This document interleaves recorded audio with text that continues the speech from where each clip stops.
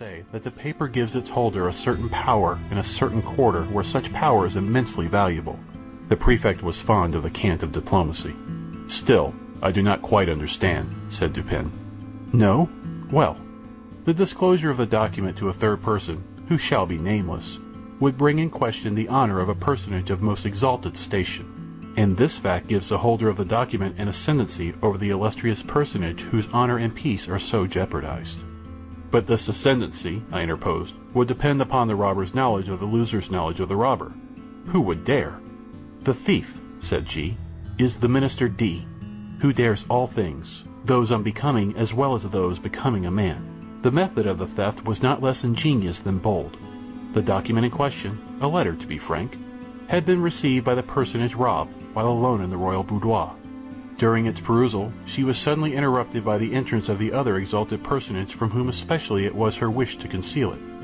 After a hurried and vain endeavor to thrust it into a drawer, she was forced to place it, open as it was, upon a table. The address, however, was uppermost, and the contents thus unexposed.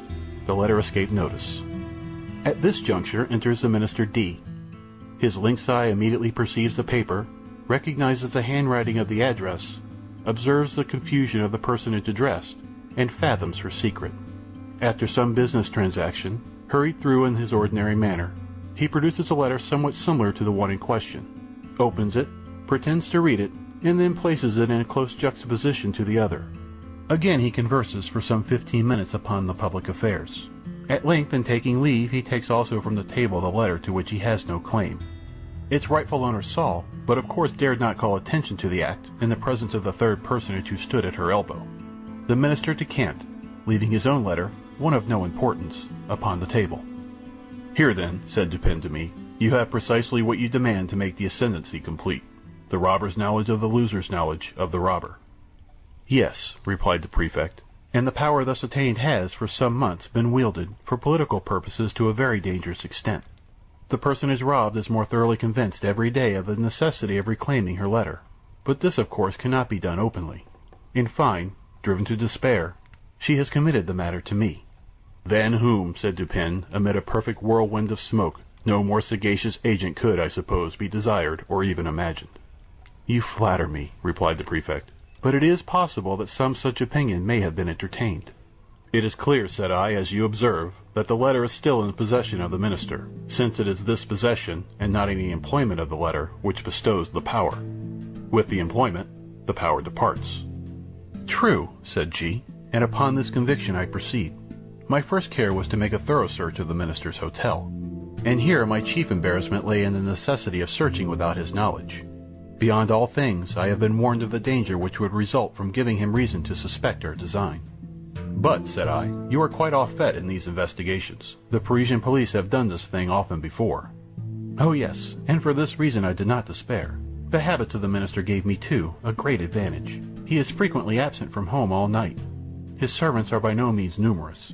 They sleep at a distance from their master's apartment, and being chiefly Neapolitans, are readily made drunk. I have keys, as you know, with which I can open any chamber or cabinet in Paris. For 3 months a night has not passed, during the greater part of which I have not been engaged personally in ransacking the D Hotel. My honor is interested, and to mention a great secret, the reward is enormous. So I did not abandon the search until I had become fully satisfied that the thief is a more astute man than myself. I fancy that I have investigated every nook and corner of the premises in which it is possible that a paper can be concealed. But is it not possible, I suggested, that although the letter may be in possession of the minister, as it unquestioningly is, he may have concealed it elsewhere than upon his own premises? This is barely possible, said Dupin. The present peculiar condition of affairs at court, and especially those intrigues in which D is known to be involved, would render the instant availability of the document, its susceptibility of being produced at a moment's notice, a point of nearly equal importance with its possession. Its susceptibility of being produced, said I? That is to say, of being destroyed, said Dupin.